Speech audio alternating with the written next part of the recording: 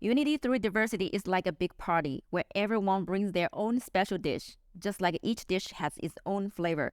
Each person has their own unique gifts and qualities. On our podcast, we will be breaking bread with guests who are dishing out their own personal stories and sharing us just how delicious diversity can be. So put on your dancing shoes, grab a fork and knife, and let's celebrate unity through diversity in style. Ladies and gentlemen, welcome to another captivating episode of Unity Through Diversity. I am thrilled to finally share with you the conversation I had with the extraordinary Kriss LaRock. Our paths crossed unexpectedly at a local coffee shop, although we had been Facebook friends for some time. From the moment I met Kriss, I knew he possessed a wealth of profound life experience that would leave a lasting impact. After bumping into each other a couple of more times, fate brought us together at his restaurant one evening. As the night drew to a close, we engaged in a deep and meaningful conversation. It was during that moment that I extended an invitation to Kriss to join me on the podcast and share his remarkable journey. Thankfully, he graciously accepted. However, it took some time to schedule this episode, and the editing process was no small task. But now, I'm thrilled to present to you Kriss LaRock's life story, prepared to be transported back to his childhood and be taken on a remarkable journey through his diverse work experience in various industries. This episode will provide you with a profound understanding of the enigmatic legend that Kriss is, as opinions about him vary among many individuals. Our childhood experiences undeniably shape our adult lives, and we are all on a constant quest to navigate our path, striving to create a sense of belonging for ourselves and the people we cherish. Throughout our conversation, I developed a deep conversation with Kriss, and now it is your turn to dive into his story and the movies he directs. Sit back, relax, and immerse yourself in this fascinating podcast. Enjoy the journey. Okay, everybody, welcome to this episode of Unity Through Diversity. And this beautiful afternoon, I'm at a local restaurant, Coven, right? Yeah. Coven restaurant, and I'm here have a conversation. I would say a conversation, not necessarily a podcast recording, with the owner of Coven, Kriss LaRock. LaRock, you got it. First try, you nailed it. Got it. So we'll just say hi, to everybody. Then we're gonna just dive right into that. Yeah, why not? Yeah. First off, we have a guest joining us today. This is Skittles LaRock. Hi, Skittles. She's making sure everything's going to be okay with us today. Yeah, she's our company. She's beautiful in our camera. If you later you watch our video, right? Right. Yeah. Well, hi everybody out there. I appreciate you inviting me to do this today. It's fantastic. Yes. So give us a little bit background, or I'm going to share a little bit of background that you shared with me. Okay. Sure. So because as simple as we write our own intro, I think that sometimes it's hard for us to even summarize our own story. That's why I'm here to unpack the story. That thank you so much for being here to actually open up your heart to share whatever on your heart, right? So in your intro, you said to me that you had a pretty tumultuous childhood, right? And you worked as a ring announcer for 10 years, and you also worked as an MC in Panama City for Panama City Beach for 15 years, and lived in New Orleans for 80 years, and 5 years ago you moved back, right? You bought Duso, and then 7 months ago you bought this place. Right. That's where we are right now.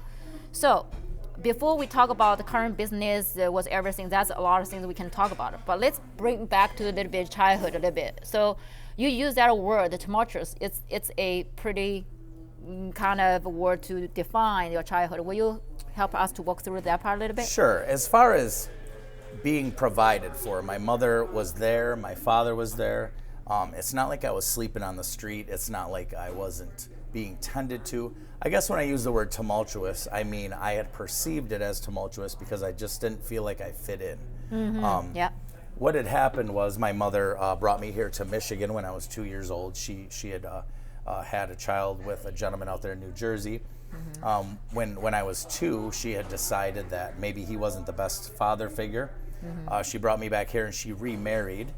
and he adopted me. And I, you know, he was the guy that raised me. You know, he was there for forever. He always had been there. But I guess I felt like something was off. I was really angry at my mother. You know, when you're 2 years old and you're taken away from this man, you know, because I realized they had their own issues, but I didn't see that. He was my dad. And I guess I was just angry about it for a lot of years, and I kind of put that energy inward, and it came out as anger throughout my childhood. I didn't know why, though. You know, I'd forgotten why. Yeah. So when I say tumultuous, I think it was a result of a confusion that I felt when I was 2 or 3 years old. Why did this happen? Where did he go? And by the way, a lot of credit to Jim LaRock, the man that raised me. He was there every day. He's still there now, and he's a fantastic man. And in hindsight, I think my mother did the right thing, getting me out of that situation. But as a baby, I didn't understand that. Yeah. So when I say tumultuous upbringing, I think it was just me feeling like something was off and battling that. And maybe I was mad at my mom about that. So it was just constant turmoil. I just felt like something's wrong. Yeah. But I don't want people to get the impression when I say tumultuous that I wasn't being cared for, or there was violence or drugs or anything like that in the home, because that wasn't the case. Yes. So also, like, before we go a little bit deeper, I forgot to mention that in the restaurant right now, currently we have Lions. Oh yeah, the Lions Club are here. Yeah. They are here. That's why you guys might hear the background noise. But we like, you know what? We're just gonna do it, and you know, as much as we show, right? Later we're gonna talk about the community, like why you're so passionate about basically move back, all kinds of things. But as Wednesday, every month, right? Every month, every week Wednesday, 12 here in Common. So you're gonna probably hear somebody singing and somebody probably talking pretty loud to just let you guys know, be aware. We are in the restaurant right now. So it's all part of the adventure. Yeah, part of the adventure. So let's talk about, because childhood things deeply affect how we show up in our adult life, right? Yeah. And when you looking back, you saying that you understand that time when you were young. We were young. We didn't really understand what's going on, just emotional, right? Up and down. Right. And whoever is involved around us might gonna have a hard time too, because they don't really quite understand where that anger comes from, right? Right. So at what age, you know, how long until you realize that a lot of anger in adulthood came from the childhood, right? 43, I would say. I'd say this past year, you know, I had to really let go and kind of gain a little bit of spiritual awareness and realize that was supposed to happen. It's fantastic that it did. It was the right thing. And, you know, challenges like that, or any other challenge or adversity, is what breeds greatness. And, you know, it's something that I had to accept happened. And, you know, anything with business challenges, anything easy isn't worth it. This has obviously been challenging for me to get through, and later in life I chose to use alcohol as a coping mechanism, which compounded the problem and my personal issues and business, and, you know, it just wasn't ideal. So I had to come to terms with kind of a spiritual awakening and understand that things are as they should be, and it's okay. Yeah. You know, I don't regret anything. I'm not mad at my mother. I'm glad that everything happened just the way it did, because here we are sitting in this beautiful place with Skittles. Yes. So I want to go back a little bit about, you know, you mentioned, you know, drinking, right? I think one time I was in a restaurant, you brought up a little bit. That's why that time, hey, I was like, are you open to come to a podcast, talk about the story? Because I realized that's a deeper story just than one sentence, right? So is this when the time you were living, I know you're living in New Orleans, right, for 80 years, but will you tell us a little bit when you work for ring announcer, like it's 80 years, 10 years, that's a long period of time. So what was going on that time, and what made you to work as that? How old were you? Well, I started when I was probably 21 years old. My grandfather was, his name was Art Dorr, and he originated the Tough Man contest, and it became a a big TV show on FX. Okay. And so each week there was a different show in a different city.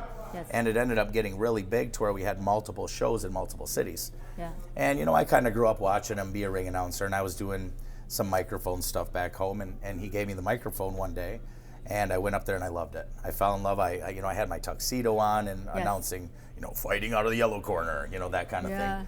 And I enjoyed it. And so they started flying me around the country to my own shows, or sometimes I'd help my grandfather. And the way it was set up was we had a bar that sponsored the event where we do the weigh-in on Thursday. We had a strip club that would sponsor the event and give us ring girls. We had a limo company that would give us a limo for the weekend. This, to a 21-year-old, is big trouble. So it was me, 8 ring girls in a tuxedo, in a limo, going to bars after an event with free alcohol. And, you know, looking back on it, a lot of people might think that was glamorous and cool, but it ruined me. It totally destroyed my outlook of what a healthy relationship should be. You know, it seems like it was so cool and fun, but it was very shallow, and it gave me a false sense of superiority, and I was kind of rude. And coupled with my upbringing, where I thought something was missing, this filled that void. The alcohol, the attention, and furthermore, people celebrated it. So I thought this was what I was supposed to do. It wasn't until later in life that I realized that I guess I wasn't capable of healthy relationships. And I had to go back and really start from square one and realize, you know, make amends with my mother, because I just wasn't capable of treating women right because I was angry at my mother growing up. That carried over. And then the alcohol and the partying kicked in, and it was just a recipe for disaster. And honestly, no one's going to ever check you on that. You have to check yourself, and I did. I had to have a long look in the mirror. And, I mean, I'm just figuring it out just now. I mean, I'd say this past year I've made a lot of progress, but up until then, I didn't see anything wrong. Yeah, so it's like, I feel like, you know, the story, right? We have a movie.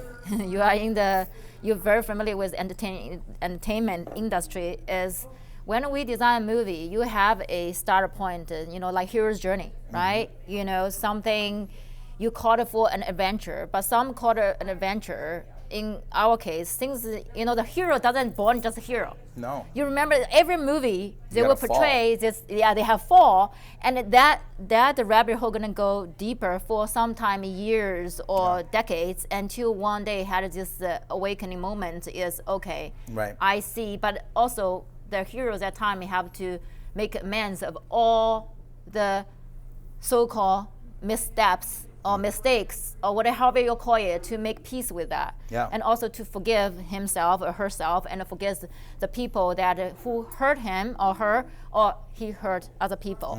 That's a process, and I feel like, you know, our life. That's why I'm so into interview people's stories, because I want to see with the moment of how people go after they go into this shithole, rabbit hole, however, dark hole, how they actually have that turning point moment is realize that, okay, this is fundamentally something is going on. The awareness, you check in with yourself in the mirror, it's like, oh, this is not the life that I signed up for. And you still have opportunity to shift, to turn, right? And for there, and I think there, I posted this podcast recording a month ago, right? We're supposed to record last time. So there's questions here, and I think, you know, people are curious, and I think this question is really good because we're talking about this hard time.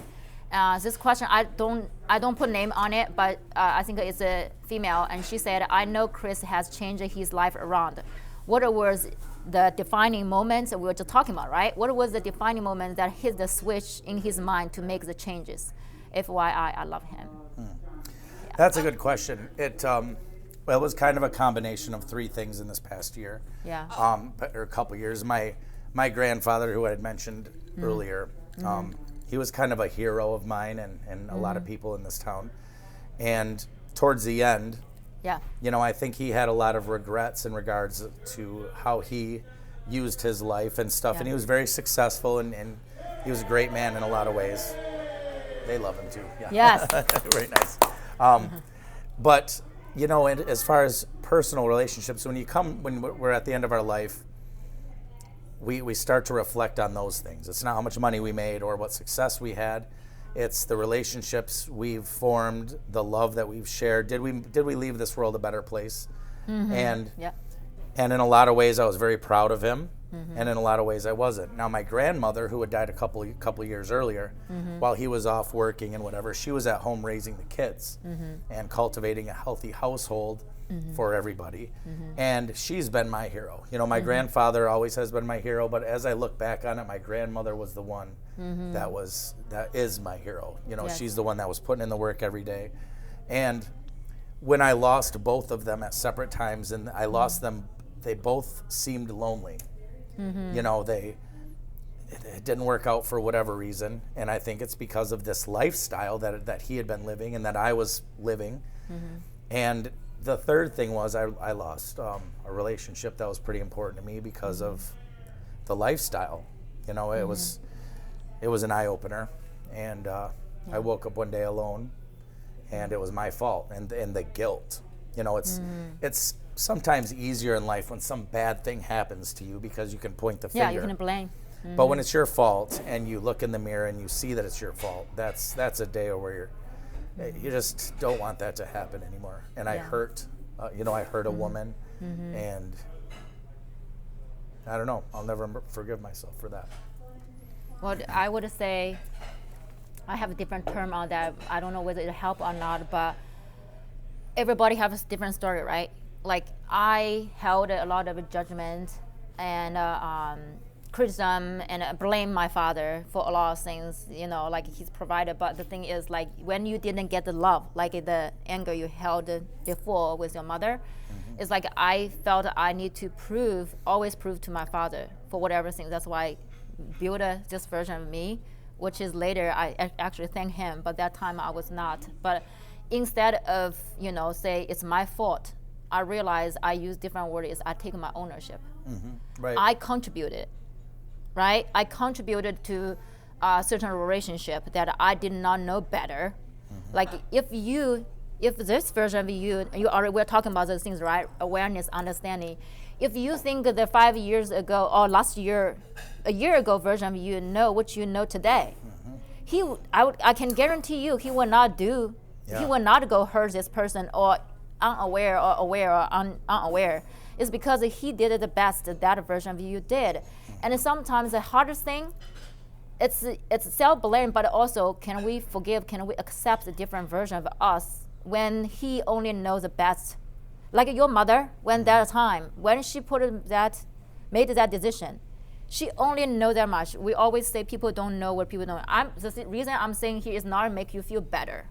I'm not here to make you feel better, but I feel that's when you see things on different perspective, when we say I take my ownership, which means I'm not checking out to say, hey, it's my fault, deeply blame myself, but can I just stand up strong and say, yes, that version of me did not, but I still love him, because without him, without that version of you, right, you're not going to be this version of you talking to me right here, right? Without that version of your mother, with that version of your grandma, grandfather, without those roles in the movie, the characters, it's just like the music notes. It will be like this. But we talk about it. You're gonna, I also read in your bio you sent to me is you play instruments. It's that it's a different rhythm, different notes. Here's the thing. Yeah, ups and downs. Up and downs. Hills and valleys. Hopefully that kind of like taking ownership, but not in any relationship. When I go to talk to the past person or how I resolve this past unresolved relationship thing is, when I look back, I was ask myself, what is the part of this pie? Which side is mine? And I'm gonna let them know, say, hey, I'm sorry, actually, this is on me, and we'll share your side of the story. Yeah. Right? Because people sign up for certain contract with you. We are triggering with each other to help each other grow. So those are the three things that you mentioned, like maybe answer the question of the turning point last year, right? So loss is loss in your life. And I guess to further answer the question, a lot of people, we've all heard of the overnight success, or when was the day, when did this happen? it's very rare that there's a split second or a day. Yeah. You know, it's more of a gradual turning point, and it's a time. It's been a year, and in the grand scheme of things, that's a day. You know, that's a second. Yeah.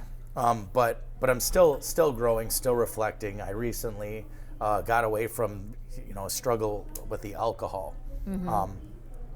It's not that I need to drink every day, but for some reason when I do drink, I keep going.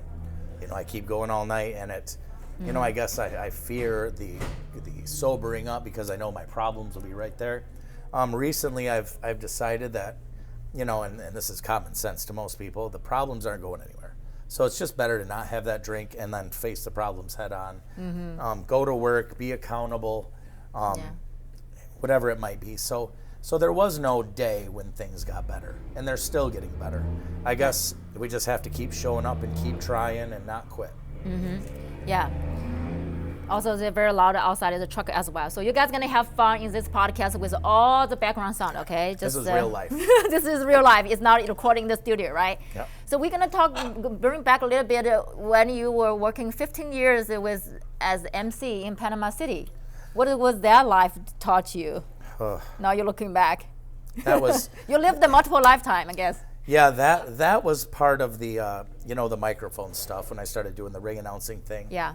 Jay Sanborn Entertainment. Jay Sanborn owns Westtown down the street there.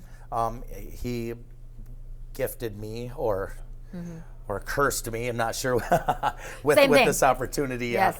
And it was fantastic. You know, we'd get out of here for the month of March every year, and he'd put me on a stage in Panama City Beach in front of hundreds of thousands of people. You know. Yeah. And I do wet T-shirt contests or hula hoop contests, tug of war on the beach. Yeah. And it was great, and it was a very humbling experience. But here I am again in this position where I start to get a big head. You know, the truth is they weren't there to see me. They were there to see the sun, the sand, the topless girl on stage. You know, they were there to see those things, and I just happened to have the microphone. And there I go again with the drinking. So at nighttime, we did a nightclub show. So from 11 to 5, we were on the beach at a resort. And then from, I think, 7 to 3 or 4 in the morning, we were at a nightclub kind of hosting things. Yes. So this was a 16-hour-a-day job, 7 days a week for the month of March. And it was, you know, in your 20s, you can do that. You know, drink all day, all night. And it was fantastic. But the lessons learned there were I guess it was a lot of human experiments, you know, a lot of social experiments. I got to know people. I got to know hard work. And I'm very thankful that Jay gave me that opportunity. And man, I still go down there sometimes. I was just there 2 years ago, and I thought about going this year. But, you know, this is another situation where I gained a lot of understanding of the human condition. You know, there's a lot of excitement. It's a celebration of life.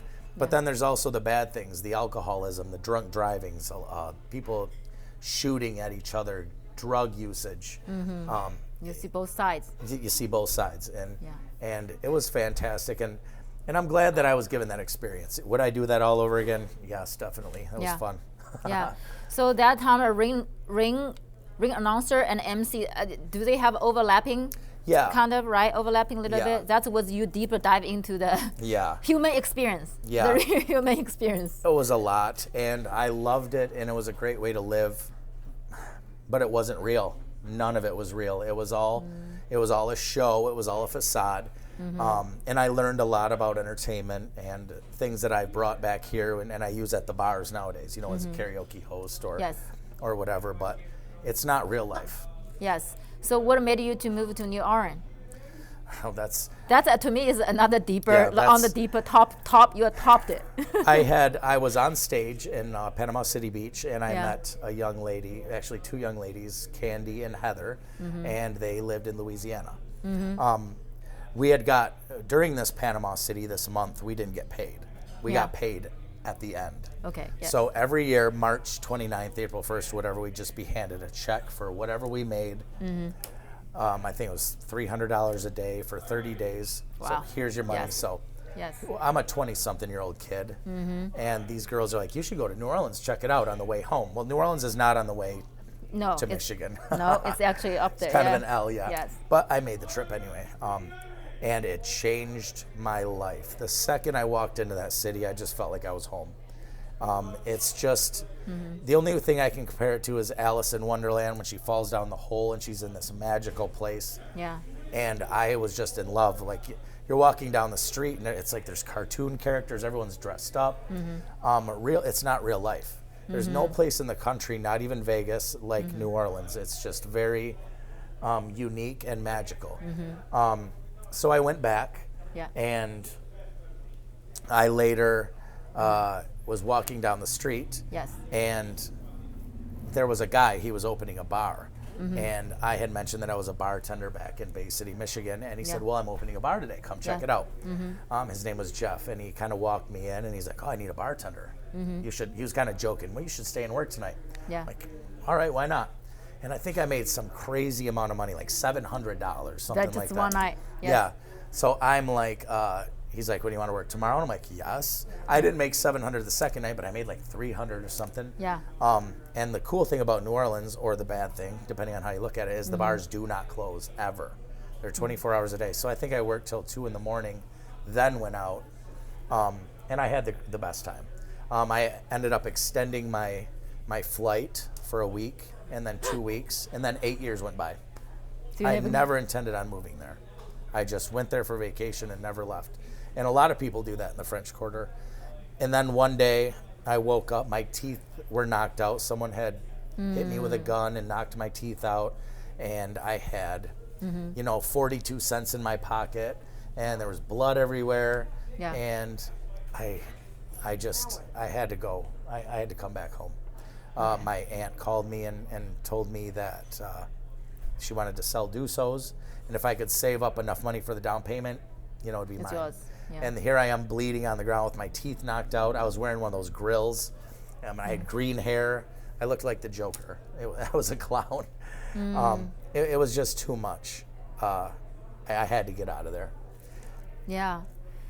It's kind of like you said, Alice in Wonderland, right? You after the journey, you came back.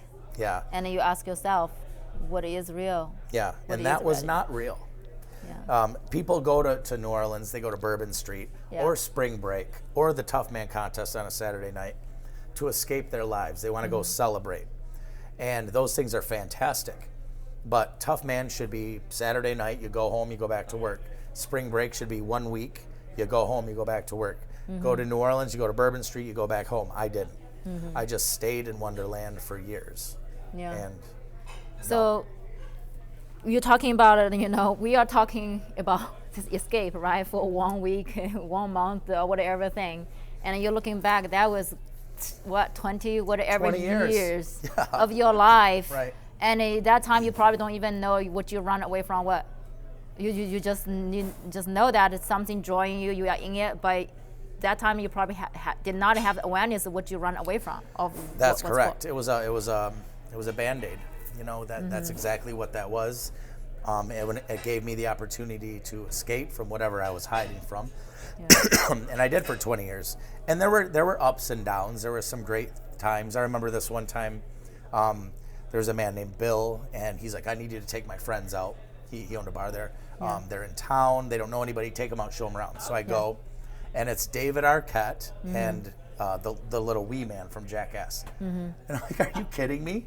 So that we took him out, and I remember David was crying about Courtney. I think she was taking his kids away or something, and Wee Man was peeing his name in the street, and I'm sitting there like, how is this happening? Yeah. When 24 hours ago I had $0 and I got so drunk that I laid on the ground next to a bum. There was a night I went out with a king, some Arab king, and from India, or I don't know. Saudi Arabia? Yeah, something like that. Yeah. And then the next night, there I am again with change in my pocket trying to find a ride home. Yeah. It was just so up and down, and I loved the ride. But you're right, it was a Band-Aid. It was whatever the problem was or how awesome it was. I wasn't thinking about whatever was back home in Bay City that I was running from. So when you get a call from your aunt, right? You obviously the situation, right? You don't even know what happened. Your blood, you feel like a crown. What was what was some emotion coming up? Do you think when that time coming back to Bay City is something that you think it's like, what was the feeling when you thinking about coming back to Bay City at that moment? Safety. Safety. Home, family. Yeah. Yeah, I've always thought maybe this place is boring and small and, you know, I like the big city. Yeah. But I was wrong. This place is perfect. These are real people living real lives. What I was doing in New Orleans on Bourbon Street or Spring Break, those people were on vacation. People on vacation, whether it's Vegas, New Orleans, Yeah. they're living out of character. They're doing things they wouldn't do on a Tuesday night back at home. And I need this. I need consistency, raking the leaves, taking out the trash, going to work, Yeah. Going to see a baseball game, a kid's baseball game, helping out the community. That's just more fulfilling. I guess what I'm trying to say is I had a lot of fun, Yeah. but now it's time to build a legacy and do things that matter. So Yeah, we talk about legacy, okay? This is actually second questions come from is like, I'm not gonna say a name, actually I don't have a name here. The question is, you come from a family of entrepreneurs, right? Did you always know that you want to start your own business as well? Probably says no. How did your upbringing inspire you? I totally did not want my own business. I wanted to play music and be on a stage and play rock star. Well, you were kind of a rock star in a different way on the stage with Mike for 20 Yeah. whatever years, you know? Yeah, that was great. As I grow older and I get to understand business, you know, there have been times where this business had made $9,000 in a week, but the bills were $11,000. So Yeah. people are like, "Oh my God!" Like there's people in there. It looks great, but they don't see the bills. Yeah. And you know, they think, you know, every day I get a lot of emails, usually 5 or 6 a day. Will you bail my boyfriend out of jail? Will you sponsor my softball team? Can I have a loan for a camera? Will you co-sign for a car? I'm like, listen, the dishwasher made more than me this week. Can I get a loan from you? Can I get $2,000? Because I'm $2,000 down. You know, I think people think that I'm just loaded rich all the time. And the truth is this is a lot of responsibility. And when you take on businesses, it's a risk. It's a huge risk. A lot of stress too. Yeah, it's a lot of stress. And I put my life savings down on these places. And if it doesn't work out, there's no one, you know, I don't get paid when I go to work if the place doesn't make money. The dishwasher, if he works his hours, he's getting a check regardless. And I'm not complaining. I'm not whining. That's what I signed up for. I get it. Yeah. I just think a lot of people don't understand what entrepreneurship is. It's very dangerous. And you know that, again, that's when the alcohol came into play, the stress from business. I chose to use alcohol as a coping mechanism. Just like with the previous relationship issues or hiding from my childhood issues. So Yeah. all of these things would trigger that response to where I'd want to drink. And later in life, that, as I mentioned, that compounds the issues. So did I want to be an entrepreneur? Absolutely not. I think it's not for the faint. Yeah. So how did you I mean, you on the stage, right? You great MC, you know, in your own, you're working the bar, but taking over restaurant, taking over bar, it's, you know, when you be part of that versus running is totally different. Yeah. So talk about real life, right? After you back here 5 years ago, right? You know, obviously you gather enough money and then bought from your aunt. Yeah. What was the first year of your life like? Well, I was lucky. The business that I bought from my aunt was a well-oiled machine. She had it running very nicely. There was already customers. Now, when you open a business and there's nobody there, you have to have money to pay the bills anyways. Now, this place had income to pay the bills. I didn't have to do much. She had it set up for me. I had to learn about the accounting portion of it and, you know, paying the heating bill. Stuff like that. But as far as the entertainment, I loved it. I was a karaoke host and it thrived. Luckily, COVID-19 shut me down and gave me time to totally reinvent the place. I cleaned it up, did some things, and the government helped me out. I don't remember what it was. They gave me a little bit of money for painting and all this. And I had kind of a lot of marketing because when I was with Tough Man, I was kind of the marketing person there too. So I built up anticipation. And people were so tired of being locked in their houses that when we were given the go to open the doors again, it just took off. It was huge. It was making a fortune.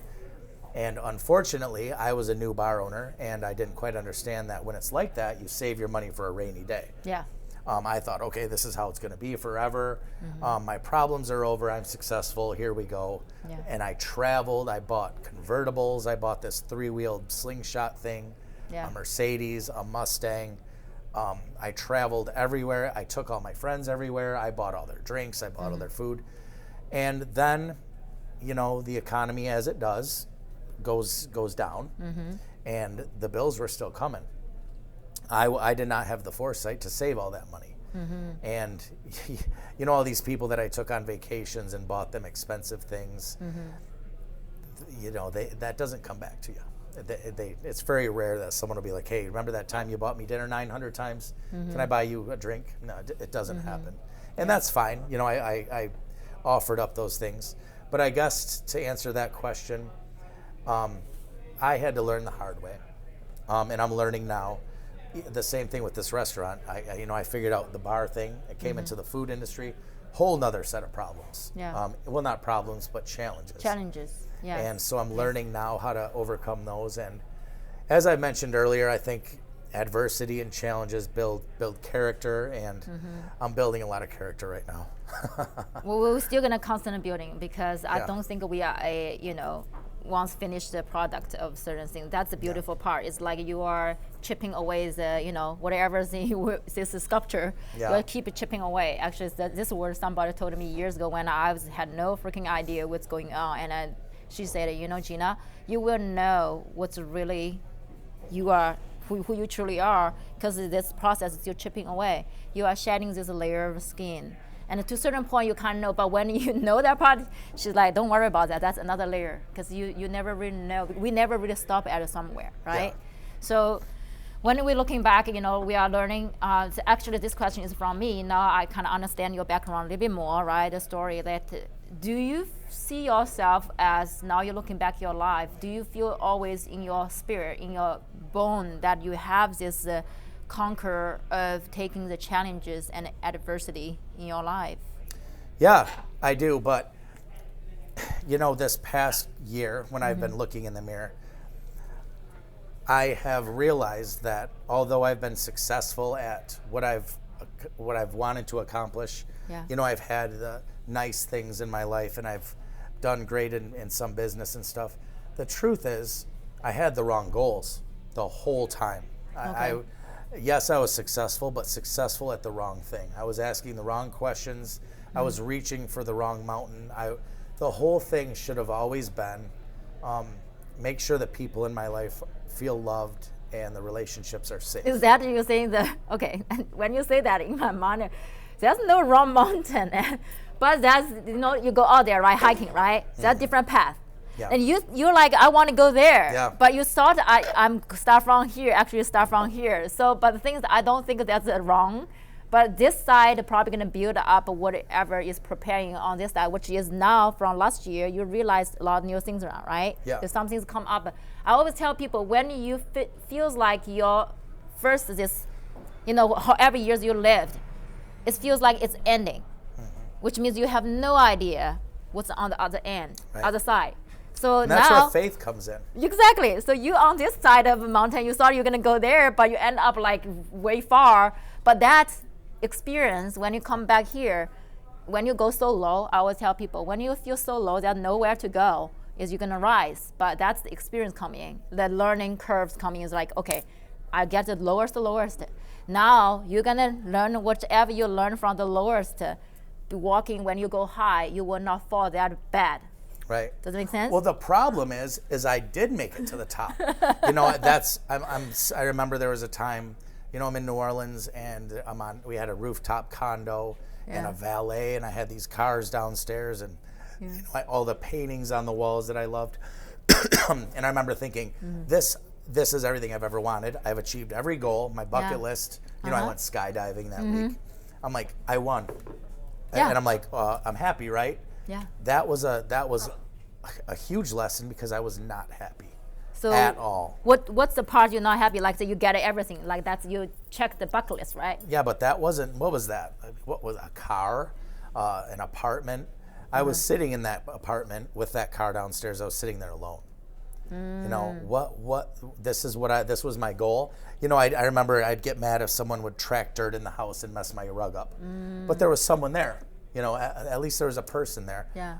Skittles here is kind of the person that's been with me the longest and through a lot of relationships, and she, Yes. you know, she seems to like me. So I guess the point is I was choosing the wrong path. And that was the lesson. It wasn't that I was low. It was that I was high. I was exactly where I wanted to be, but it was wrong the whole time. Well, okay, because you know, when we say wrong, that's such a negative charge there. Yeah. I would say, let's say maybe, you know, different words. It's not I try to correct you, because I feel like that's when we say wrong is basically we kind of like deny all the things that we did. But what if we are on the different aligning with different energy? Like, if we were as that energy, you reach to what's supposed to be as that energy, which is materials, right? Yeah, Materials, like physical, material thing. But now, external you fulfilled, your inside is showing you that something's missing. Now your life turning around and makes you, now you are actually working what's inside you are really wanting, not needing, wanting, what to fulfill my heart. Right. Back to the passion, back to, maybe we can talk about the, you know, what are some things changed in the bar and in the restaurant to meet the people where they at. Instead of you create a kingdom, all the people are you created, they behave certain way. Versus now, the people here are the real people. We are meeting them where they at and created a space that they feel safe. You know, and also you feel well received in a way that deeper inside, not external, but internal. And that was kind of the concept with coven. You know, a lot of people think it has to do with witches. Yes, because your aura, right? You're back from your aura. And I was like, oh, there's some witchcraft, right? there's a connection there, and there's kind of, New Orleans has a witchy, vampire-y vibe. But generally, what coven means is a gathering. And I remember it was kind of born from this feeling of, I remember being on Facebook and people were fighting about everything: Democrat versus Republican. Black Lives Matter versus All Lives Matter, mask versus no mask, pineapple on pizza versus no pineapple on pizza. People just fought about everything. And so I remember the coven, I'm like, you know, come in here, Democrat, Republican, whoever you want to be. This is a gathering. We're all going to celebrate life together. We're going to have a good meal. And I remember the concept was, I remember why I wanted people to jump from table to table, kind of hang out together, meet new people. And that has happened. You know, like when I'm doing the Bananas Foster, everyone kind of gathers and, you know, they're like, oh, are you so-and-so's brothers, friends, you know, whatever. And then they get to talking. So that dream has been fulfilled, and it's been fantastic here with that. And, you know, leave that out the door, the fighting. It's just, it's silly. And it's so prevalent now. It just seems like everyone wants to cancel everybody else based on their views. But the truth is, we're all the same. None of us know what we're doing. We're trying our best. That reminded me, I don't know what's the name of the movie. It's basically, the movie has a hotel. So the hotel is basically have all this killer assassin, and they will go there. But once they get into this hotel, they cannot just, even though you are my enemy, I'm supposed to kill you here, right? But once they go into a hotel, they cannot break that rule. If you go to my room, you know, or whatever, something, you'll be punished, you'll kick out. I remind of that. That sounds like Mr. and Mrs. Smith with Brad Pitt and Angelina Jolie. No, it's not. It's not. The other one. I will find out the movie and send to you. But that reminded me of that. But also, the next question is going to contribute to those wings. Look at that. She's like, don't ask that questions. Sorry to interrupt the conversation. We spent lots of time and energy to bring those episodes to the public. To best support this podcast is to share with someone you think they would like those stories, and take a few minutes to leave us a positive review on the podcast platforms that you are listening on. And do not forget to subscribe this podcast for the future episodes notifications. Thank you, and let's back to the conversation. Because I'm gonna ask the questions, okay? You can't protect your daddy or your friend, but I'm gonna ask. So, I think a lot of people they like to focus on darkness. Now I want to shine some light on the darkness, because people know I'm going to interview you. They are, when is that people, they want to see people go down. They do. Right? So we're gonna talk about darkness, but I want to shine some light on it, because that's why I'm not saying whatsoever, because I know every darkness on the other end is light. It's like your shadow. I hope so. Right? Mm-hmm. So now, what are some negative charges towards you? Doesn't matter it's real or not real. Like, well, I've heard a lot. Okay, yeah, let's talk about those things. I was out recently, and someone had mentioned that that I had roofied people before, or that they could get roofied around me. And I'm thinking, number one, let's say someone does want to roofie someone. There's not a roofie dealer, I don't even know if that exists. The second thing is, I feel like people roofie people to take them home and trick sexual favors out of them. Yeah. I don't want anything to do with that right now. I'm just so busy. I don't have time to stay up for sexual favors, And thirdly, people roofie themselves with alcohol. I just that kind of thing, when I hear things like that, bewilders me. It's absolutely insane that people say things like that. And the other thing is, I have a liquor license. I serve alcohol to people. Someone that roofies someone would not have a liquor license. They do a very thorough background check before they even allow anyone to get a liquor license. It's very deep. They check out every penny, where every penny came from. They really dig into your life. It's a 6-month process before they give you a liquor license. So I just feel like that's unfounded. How do you handle it when you heard that? I don't respond. I'm not going to defend myself, because I feel like it's ludicrous. There have been a lot of accusations, and you know what? To be quite honest, some of them have been true. Like what? Like in my younger years, I had an adult studio where I did webcamming with a young lady. Yes. I think it was like they paid us $50. We turned the camera on, and it was like a shit. Skiddo just had a poop. Oh, she needed to go out. Yeah, same. Yes. I get it. Yeah. So I mean, but it wasn't. It was consensual. It was me and a young lady. We're doing this, and. But you just take the camera, take the pictures? No, it was webcamming. So we turned the camera on for 10 minutes. Yeah. But so what? It was fun, and it was with one person. Yeah. I think where the roofie thing came from was, there was sometimes where young ladies would join me and the girl I was dating at that time. Yeah. And when she would go home to her husband or boyfriend, she would say, "Oh, I must have been roofied, all this," but obviously she was just trying to hide from her boyfriend or husband. Yeah. But that looks bad. That looks very bad. And that was another thing with the lifestyle, the partying, the women, the alcohol. It just wasn't fulfilling. It brought a lot of dark energy towards me. It doesn't look good when you're a business owner in the community. Yeah. And so, and honestly, as I get older and I have meaningful relationships, it doesn't feel good for the woman I'm dating at this point to hear that kind of thing. People remember those things from 10 years ago, and it comes back on me, Yeah. And it doesn't look good, and that's not fair to anyone I date at this point in my life. Yeah, for sure. And I think society collectively has this tendency of define people with their past, right? And partially they should. Yeah, but also we cannot put people on the pedestal that like 10 years ago. If you talk to me the 10 years ago version of me,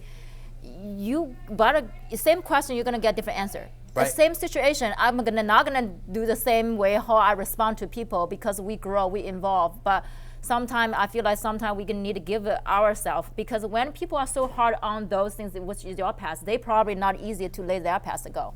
Does it make sense? Well, that's how it is with all of us. I just think that it comes back to the coven, the gathering, the all lives matter versus Black Lives Matter, the fighting.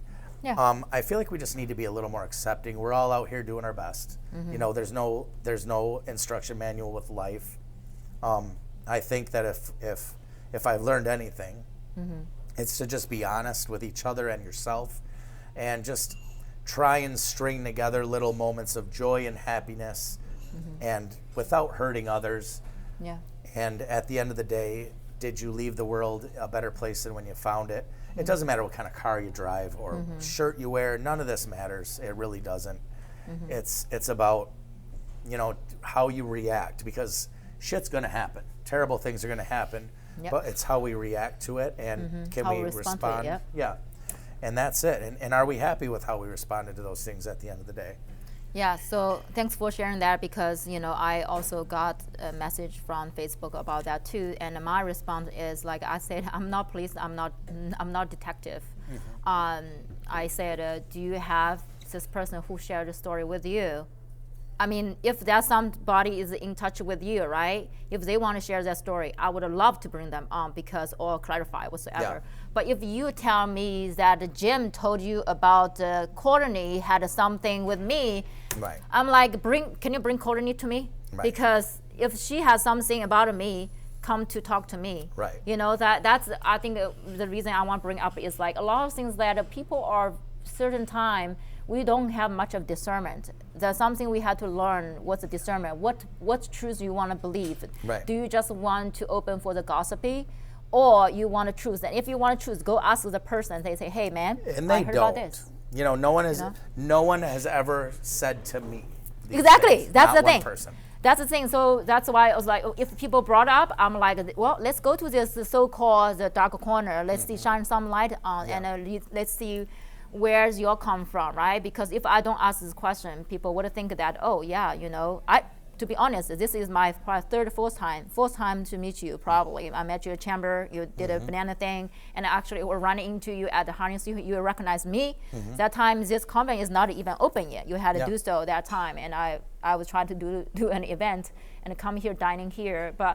And to me it's like like you said, left and right, I don't really care. Actually, I don't really understand it, or the left or right. I was like, cannot be in the center, be balanced, be the bridge builder, and bring people together. You would can hope have so. different perspectives. That's what I'm doing here, and we're gonna talk about like what is your vision in this community, because you're born, raised here. I literally moved here less than 2 years ago. Now, You don't have a Bay City accent. I'm learning. I have my Asian accent. Yeah. That's my signature. But you know, when you're looking back the Bay City, right? To you, it's a home. It's some memory. You can piece the pieces. Some buildings still look like when you were young. Probably they Right. changed a little bit, but you still can find the older. So for things older, how they look like. Yeah. So now, after 6 years, 5-6 years, when you move back here now, right? So what is your intention in the community, and are you expanding also into different business or those two? I am. In the long term, this is not where I want to be. I know some very successful restaurant owners in the city. Yes. And I've noticed that they all have one thing in common. They're there for 16 hours a day, and they're there for 40 years. And they are successful, but only in exchange for their time.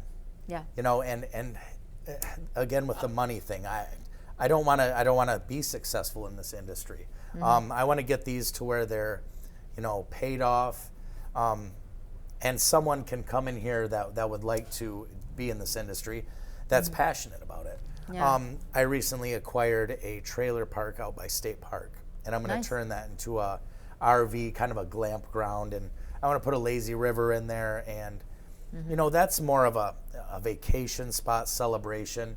It'll be work, but it'll be a different kind of work. It won't be babysitting drunks until 2 a.m. type thing, which when I was part of the party, I loved it. I wouldn't have it any other way. Yeah. But now that I'm trying to maintain healthy relationships, it's not ideal. It's not ideal for raising a family, or partially the reason that my last relationship ended was because of that lifestyle. Yeah. She was in the medical field and she wasn't having it, So Yeah. I don't blame her. So I just don't want to do that to anybody ever again.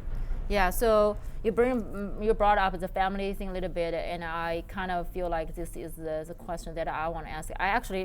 I ran into you and your daughter, right? So Will you tell us a little bit about your daughter? Because it doesn't matter what you're going through. Your love with your daughter relationship is probably something that on top 3 things that you probably care in your life right now. So, and also she's being witnessing you went through all your up and downs. Yeah. So now when you look at this being that she's living in Ohio, right? Yeah. Doing her thing. So do you want to kind of like share a little bit on that? My daughter is my clone, and this is good and bad. You know, she is me in almost every way, and that's terrifying. When I was growing up, or when she was growing up, she was exposed to a lot of this party life, and I kind of put it on a pedestal, and I worry that she will follow in my footsteps, and that scares me a lot. Yeah. Now, as a 20-something-year-old young lady, having some drinks and partying it up is it's what we do, I guess. I just don't want it to progress in 20 years to go by, like it did for me. She is a very strong woman. She is focused, more so than me. She's my hero in a lot of ways. It's switched now to the point to where, I almost look up to her. She guides me through things when they're challenging, and it's very profound when your own child becomes your role model. It's very, very weird, but I'm very thankful. She's just amazing. And the cool thing about this is she knows how I think because she thinks the same way. Yeah. So she understands how to talk to me, and it's fantastic. Wow. I'm very blessed. As you say, she's your hero. So how your hero, if she would or could use 3 words to describe you, what she would use? I don't know. We'd have to ask her. But what you guess? I'm gonna ask her. But that's the fun part. Is like, if I think how you see me, it's a fun part. And then literally, I had this on so many episodes, but also in daily life. I asked my daughter too. Literally one time, and I asked both of them, and they give me different answers. Like my older one, let me see what I can remember. Okay, my older one, she said, "I'm outgoing, very, very, very, true." And she said, "I'm spiritual." Yeah. She's 9 years old. Okay. 9. Yeah, 9 years old. She said spiritual. Oh, that's third one. The first one, she said crazy. Like she said you're crazy. Yeah, the wild, like crazy. Like first crazy, second one is outgoing, and third one is spiritual. Yeah. And my younger one, she see different side of me. She said I'm actually funny. Like I'm like goofy because I talk to my cat like a baby or whatever thing. I forgot my younger one, but I was like I never asked them. So it's kind of like fun way to see how people see you, and versus how you see other people. Well, there's 3 answers. So the first answer, if I were to ask her in front of other people how she'd answer. Yeah. The second one, if I were to ask her that question, how she'd be honest. Yeah, just be honest with you. Yeah. With just me. Yes. And the third one is how she would answer in her mind to herself. So those are 9 different answers, I think. So if I were to ask her, if she were sitting here right now, knowing that we're on a public platform, she'd be very kind. She'd be driven, strong, and funny. She might say some things like that. If it were just me and her and nobody else were around, she might say, dumbass. She'd still say funny, I think. She thinks I'm funny. Yeah. And talented. She thinks I'm talented. I think she likes that I'm artistic and do the music stuff. Yes. If she were to answer those questions in her head, she would say inconsistent. She would still say talented and naive. Naive. Yeah. Wow. Yeah. But she, I was when I say that I think she's inconsistent, it's because that I would jump from city to city, travel, live somewhere for 5 years. Yeah. Always have this new plan. However, I think this past 5 years, my family, my daughter, my mother, I think they're proud of me. I think they're happy that I'm settling down. And they strongly recommended against the restaurant industry. But I really thought I can do this, and maybe I can. Yeah. And I probably can, and I probably will fix everything. But at what cost? You know, that I had to learn that, like I mentioned earlier, to be successful, you got to do this for 40 years, 16 hours a day. I think they know that I can do this. Yeah. They just don't want me to throw my life away in a restaurant, you know? Yeah. There are better industries, and they want to help me with the campground. And Yeah. I think that's great. I think that's better. Yeah. You are the only person actually give me 9 answers for one question. So I feel that the talented, you're definitely gifted in a certain way. You're not gonna, you know, you think about it, not many people, they can big shift from this and this to this, even though that's some connection, but it takes a lot of commitment. The inconsistent has a lot of consistent commitment with yourself, right? Whatever how deep as human will judge. But I think when you make your decision, you go fully in. You're not like 50-50, right? So that's and something. sometimes that's bad, because when I decide to go drink, you know, that's your goal, right? I'm buying everyone's drinks. You know, we're here to party. And on a Tuesday, you know, I think last time we had something set up for a few weeks ago, it was like on a Monday. I think probably Tuesday evening, I had a long day that day, and I was coming here to have some food, and I remember it's on Wednesday we're supposed to recording, so I just I went out on a Tuesday night. Yeah, you were singing, you were having fun, but I think that's brought up probably is that different version of you who were very comfortable with music on the stage, perform, you know, things like that. Yeah, but it would be nice to learn how to do that and bring that showmanship without the alcohol. You can. You are more consciously more aware now. Like when we consume like the alcohol, anything, I always bubble my drink, which is I put the love intention in. Like we're not gonna get deeper with that, but it literally our words is a spell. How you talk to your water, to talk to people, talk to yourself, it's gonna show you. Yeah. Right? I agree with that. And we talk about instruments. That's last few questions that I'm going to ask is actually, you know, instrument. What kind of instrument you play? And you know, instrument actually, when you're happy, the instrument you will see. Look at, oh my goodness, the wind's going to come up again. So when you're happy, the instrument, they are I would always say the external, the extended of your energy. They are your extension of your energy, right? Yeah. So talk about the instrument you play, and you know, when you play the instrument, how that make you feel? Well, there's a lot of instruments. I would assume, you know, an instrument can be a race car driver. His car is his instrument. Yes. You know, there's a lot of instruments we use. We use our hands as an instrument, our voice. Yeah, body, yes. Yeah. So it becomes an extension of what we're trying to say. And I think my favorite instrument is probably the piano right now. Yeah. It's just, it becomes, once you play an instrument after a while, and you don't have to be so conscious of it. It's about a C to a G to an E minor to a C. After a while, your brain, you just can turn it off and speak through that instrument without even thinking about the notes. And at that point, it's very in flow. You flow, and it's very freeing. It's just magical, and it's beautiful, and you can say, you know, what you're trying to say with your hands and the music, and it's extremely freeing. It's wonderful. The guitar I play, but I'm still on that where I have to think about it. Yeah, piano you don't. With the piano, I don't even think. I just can push buttons and it happens. Yeah. I love that it's very therapeutic. It's healthy. Yes. Unlike this is a good coping mechanism to use as opposed to the alcohol or the drinking. Yeah. I love it. So where did you learn? Like when or where did you learn all those instruments, like piano, guitar? Did you self-taught or? Yeah, pretty much. I think I took 3 or 4 lessons when I was a kid for piano. You're gonna trigger a lot of people. I only took 3 or 4 lessons, and they teach you how to read music. I wasn't going anywhere with it. Yeah. And I sat down and YouTube sometimes. And once you learn the chords and you just, you know, it's like doing anything else. I bet you don't remember when you learned to talk. But here we are, it's like, you know, it flows. Yes. If I read that, I can read those words without even thinking. It just flows. And if you do something, a lot of people are like, oh, you're so talented. But it's not talent. It's just that if you do something for a couple hours every day, you just get good at it. You know, it can be anything. It can be knitting or skateboarding.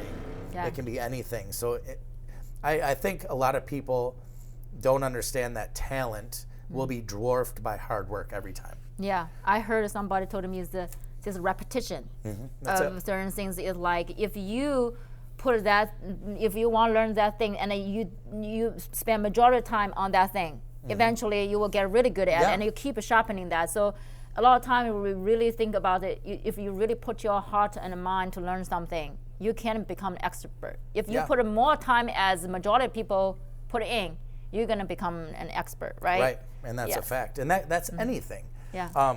And so a lot of people think, I mean, they look up to people that might play guitar really well. But the truth is they can do it too. You know, just take an hour a day. Yeah. That's it. And those hours add up, and, you know, a year goes by and all of a sudden you're good at it. You know, and that can be with work, relationships, anything we put our time into will reward us back. Yeah. Great. I think we are almost at the end of the podcast here recording. That the last question I would have basically, everybody know you have do so, you have comment here, and I don't think we need any push it, because it's a very local community. We have a small community. I run into people all the time. You run into people all the time. Right. I think my last question is like, if there's anything you want to have message across in this community, what would you want to say? Like anything on your heart that you want to kind of like share that I did not ask. I would say, I guess to have a good life here, specifically in this community, it's very, very possible. A lot of people are like, Bay City sucks, this, that, and the other thing. I start loving every day. Yeah, it's great.